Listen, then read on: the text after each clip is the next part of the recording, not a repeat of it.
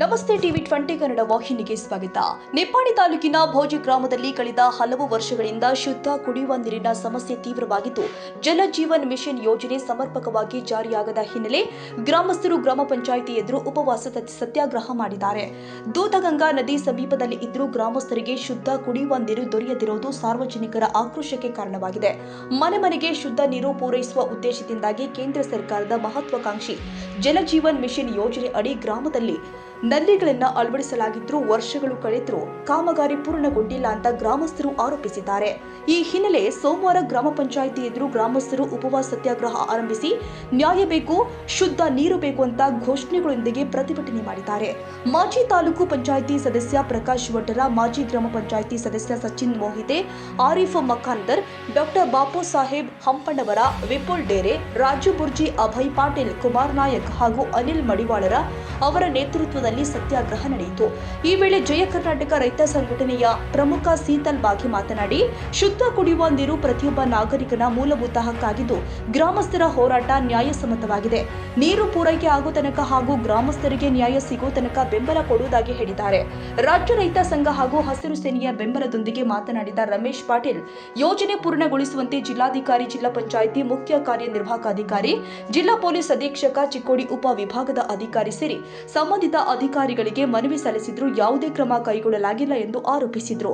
ಸತತ 12 ಗಂಟೆಗಳ ಉಪವಾಸ ಸತ್ಯಾಗ್ರಹದ ಬಳಿಕ ತಡರಾತ್ರಿ ಚಿಕ್ಕೋಡಿ ವಿಭಾಗದ ಮುಖ್ಯ ಕಾರ್ಯನಿರ್ವಾಹಕ ಅಭಿಯಂತರ ಪಾಂಡುರಂಗ ರಾಮ್ ಸ್ಥಳಕ್ಕೆ ಭೇಟಿ ಕೊಟ್ಟು ಜಲಜೀವನ್ ಮಿಷನ್ ಕಾಮಗಾರಿಯನ್ನು 15 ದಿನದ ಒಳಗೆ ಪೂರ್ಣಗೊಳಿಸುವಂತೆ ಗುತ್ತಿಗೆದಾರರಿಗೆ ಸೂಚನೆ ಕೊಡಲಾಗಿದೆ ಎಂದು ಲಿಖಿತ ಭರವಸೆ ನೀಡಿದರು. ಹಾಗೂ ಅಂಬೇಡ್ಕರ್ ಸರ್ ಅವರಿಗೆ ನಮಸ್ಕಾರ ಮಾಡ್ತಾ, ಇವತ್ತು ಭೋಜ ಗ್ರಾಮದಲ್ಲಿ ನಮ್ಮ ಭೋಜ ಗ್ರಾಮದ ನಾಗರಿಕರು ಮಾಜಿ ತಾಲೂಕಾ ಪಂಚಾಯತ್ ಉಪಾಧ್ಯಕ್ಷ, ತಾಲೂಕಾ ಪಂಚಾಯತ್ ಸದಸ್ಯ ಪ್ರಕಾಶ್ ವಡ್ಡರ್ ಸಾಹೇಬ್ರ ಮತ್ತು ಸಚಿನ್ ಮೋಹತೆ ಅವರು, ಪಂಚಾಯತಿ ಸದಸ್ಯರು ಮತ್ತು ಡಾಕ್ಟರ್ ಬಾಪು ಹಾಗೂ ಪತ್ರಕರ್ತರಂಥ ವಿಪುಲ್ ಮತ್ತು ಹರೀಫ್ ಮಖಾಂದರ, ನಮ್ಮ ಡಾಕ್ಟರ್ಗಳಾಗಲಿ, ಇವರು ನಮ್ಮ ಅಭಯಣ್ಣ, ರಾಜವಣ್ಣ ಹಾಗೂ ಮತ್ತಿತರ ಇಲ್ಲಿ ಉಪೋಷಣೆ ಕೊಯ್ದರು.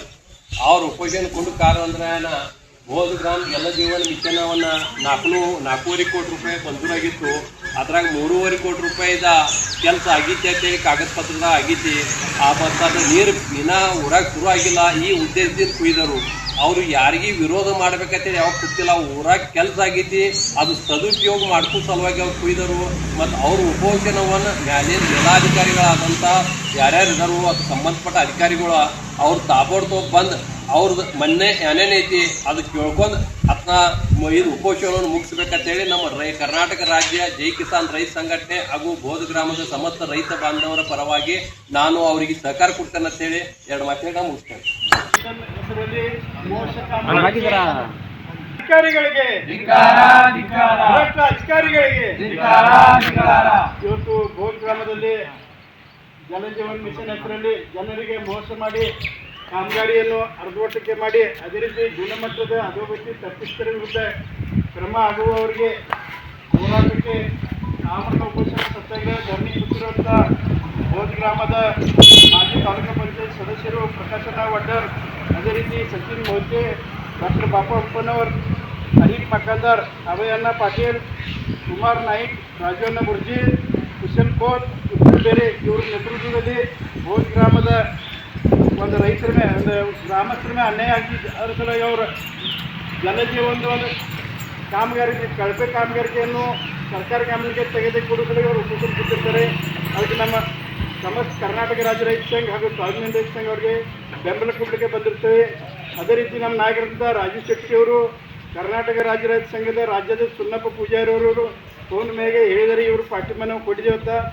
ಈಗ ಒಂದು ವೇಳೆ ಈ ಸಮಸ್ಯೆ ಸಂಬಂಧಪಟ್ಟ ಅಧಿಕಾರಿಗಳು ಬಗೆಹರಿಸಲಿಲ್ಲದ್ರೆ ಮುಂದಿನ ದಿನಮಾನದಾಗ ಉಗ್ರ ಹೋರಾಟ ಆಗಿದ್ದು ಎತ್ತರ ಅಧಿಕಾರಕ್ಕೆ ಒಪ್ಪಬೇಕು. ಅದೇ ರೀತಿಯಾಗಿ ಭೋಜ ಗ್ರಾಮದಲ್ಲಿ JJM ಕಾಮಗಾರಿಕೆ ಎಸ್ಟಿಮೇಟ್ 4,65,00,000 ಮಂಜೂರಾಗಿದ್ದು, ಅದರಲ್ಲಿ 3,49,00,000 ಕೆಲಸ ಆಗಿರ್ತಿದೆ. ಈ ಕೆಲಸ ಒಂದು ಸರಿಯಾಗಿ ಆಗಿಲ್ಲ. ಯಾಕಂದರೆ ನೀರು ಕೆಲಸ ಆಗಿ ಭಾಳ ದಿವಸ ಆಯಿತು. ಅಧಿಕಾರಿಗಳು ಬಿಲ್ ತಕ್ಕೊಂಡು ಹೋಗಿದ್ದಾರೆ. ನೀರು ಸರಿಯಾಗಿ ಎಲ್ಲ ಜನರ ಮನೆಗೆ ತಲುಪ್ತಾ ಇಲ್ಲ. ಆದ ಕಾರಣ ನೀವು ಸಂಬಂಧಪಟ್ಟ ಮೇಲಾಧಿಕಾರಿ ಬಂದು ಈ ಕೆಲಸದ ಪರೀಕ್ಷೆನ ಮಾಡಿ ಅದರದ್ದು ಸೂಕ್ಷ್ಮ ಮಾಡಿ ನಮ್ಮ ಭೋಜ ಗ್ರಾಮಸ್ಥರಿಗೆ ನ್ಯಾಯ ಒದಗಿಸ್ಕೊಡ್ಬೇಕು. ಇಲ್ಲ ಇದ್ರೆ ಮುಂದಿನ ದಿನ ಮಾಡಿ ಉಗ್ರ ಹೋರಾಟ ಮಾಡಬೇಕು. ಈ ಸಂದರ್ಭನ ಹೇಳಿ ನಾನು 2 ಮಾತು ಮುಗಿಸ್ತೀನಿ. ರಮೇಶ್, ಇವತ್ತಿನ ದಿವಸ ಭೋಜ ಗ್ರಾಮದಲ್ಲಿ ಜಲಜೀವನ ಮಿಷನ್ ಯೋಜನೆಯಡಿ ಶುದ್ಧ ನೀರು ಪೂರೈಸಲಿಕ್ಕೆ ಸುಮಾರು 4,65,00,000 ರೂಪಾಯಿದ ಕಾಮಗಾರಿಯನ್ನು ಮಂಜೂರಾತಿ ಮಾಡಿಕೊಂಡು 2024ವರೆಗೆ ಮುಗಿಸಬೇಕಾಗಿತ್ತು.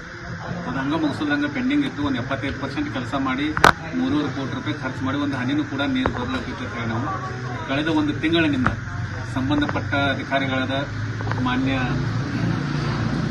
ಕಾರ್ಯನಿರ್ವಾಹಕ ಅಭಿಯಂತರಿಗೆ ಮೇಲಿನ ಮೇಲೆ 3-4 ಸಲ ನಾವು ಮನವಿ ಕೊಟ್ಟು ಯಾಕೆ ನೀವು ಪೆಂಡಿಂಗ್ ಇಟ್ಟಿದ್ದೀರಿ, ಯಾಕೆ ಕಂಪ್ಲೇಂಟ್ ಮಾಡಿಲ್ಲ ಅನ್ನೋ ಬಗ್ಗೆ ನಾವು ಮಾಹಿತಿಯನ್ನು ಕೇಳಿದಾಗ ಅವರು ಯಾವುದೇ ರೀತಿ ಉತ್ತರಿಸದೇ ಇದ್ದ ಕಾರಣದಿಂದ ಎಷ್ಟು ಕೆಲಸ ಮಾಡಿದರೆ ಅಷ್ಟು ಜನರಿಗೆ ನೀರು ಬರಬೇಕಂತೇಳಿ ಜಲಜೀವನ ಮಿಷನ್ ಉದ್ದೇಶ ಎಲ್ಲರಿಗೂ ಈಡೇರಿಸಿಲ್ಲ ಅಂತೇಳಿ ನಾವು 7 ತಾರೀಕು ಒಳಗೆ ಕಂಪ್ಲೀಟ್ ಕೆಲಸ ಮಾಡ್ರಿ ಅಂತೇಳಿ ನಾವು ಮನವಿ ಕೊಟ್ಟಿದ್ದೀವಿ.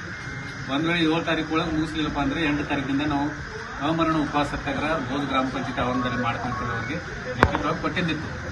ಆದರೆ 7 ತಾರೀಕು ತನಕ ಅವ್ರು ಯಾವುದೇ ಒಂದು ಹಿಂಬರನ್ನು ಕೊಟ್ಟಿಲ್ಲ ಮತ್ತು ಕೆಲಸವನ್ನು ಪ್ರಾರಂಭ ಮಾಡಿಲ್ಲ ಕಾರಣ ಇವತ್ತು ಮುಂಜಾನೆಯಿಂದ 8 ಗಂಟೆಯಿಂದ ಗ್ರಾಮ ಪಂಚಾಯತಿ ಆವರಣದಲ್ಲಿ ಅಮರಣ ಉಪವಾಸ ಸತ್ಯಾಗ್ರಹವನ್ನು ಹಮ್ಮಿಕೊಟ್ಟಿದ್ವಿ. ಈ ಕುರಿತು ಮಾನ್ಯ ಮೇಲಾಧಿಕಾರಿಗಳಾದಂಥ ಮಾನ್ಯ ಕಾರ್ಯನಿರ್ವಾಹಕ ಅಭಿಯಂತರರು ಈಗ ಬಂದು 15 ದಿವಸಗಳ ಕಾಲಾವಕಾಶಗಳು ತಗೊಂಡು 15 ದಿವಸದೊಳಗೆ ನಾನು ಎಲ್ಲ ಕಂಪ್ಲೀಟ್ ಕೆಲಸವನ್ನು ಎಷ್ಟು ಪ್ರಗತಿ ಮಾಡಬೇಕೈತೆ ಅಷ್ಟೆಲ್ಲ 4,65,00,000 ರೂಪಾಯಿ ಕೆಲಸ ಕಂಪ್ಲೀಟ್ ಮಾಡಿಸಿ ಶುದ್ಧ ಕುಡಿಯುವ ನೀರನ್ನು ಪ್ರತಿ ನಾಳೆಗೆ ಪೂರೈಸ್ತೇವೆ ಅಂತೇಳಿ 15 ದಿವಸ ಟೈಮ್ ತಗೊಂಡರು.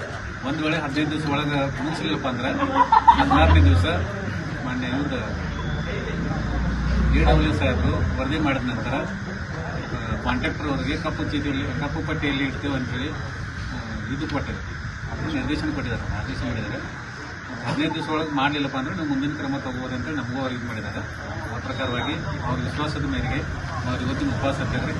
ಇದರ ನಂತರ ಗ್ರಾಮಸ್ಥರು ಉಪವಾಸ ಸತ್ಯಾಗ್ರಹವನ್ನು ಹಿಂಪಡೆದಿದ್ದಾರೆ. ರಾವ ಸಾಹೇಬ್ ಸಂಕಪಾಳ, ಶಿವಗೌಡ ಪಾಟೀಲ್, ಸಿದ್ಧಾರ್ಥ ನಾಯಕ, ಶ್ರೀಧರ್ ಚೌಗಲೆ ಸೇರಿ ಅನೇಕ ಗ್ರಾಮಸ್ಥರು ಪ್ರತಿಭಟನೆಯಲ್ಲಿ ಭಾಗವಹಿಸಿದ್ರು. ಮಹಾವೀರ ಚಿಂಚಣೆ, ಟಿವಿ 20 ಕನ್ನಡ, ನಿಪ್ಪಾಣಿ.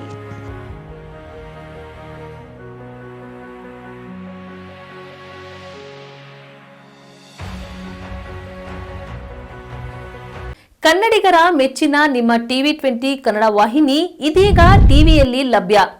ಕರ್ನಾಟಕ ಮತ್ತು ದೇಶ ವಿದೇಶದ 360 ಡಿಗ್ರಿ ಸುದ್ದಿ ವಿವರವನ್ನ ಪಡೆಯುವುದಕ್ಕೆ ಟಿವಿ 20 ವಾಹಿನಿಯನ್ನು ಲೈಕ್ ಮಾಡಿ, ವಿಡಿಯೋಗಳನ್ನು ಶೇರ್ ಮಾಡಿ, ಕಮೆಂಟ್ ಮಾಡಿ, ಸಬ್ಸ್ಕ್ರೈಬ್ ಮಾಡಿ.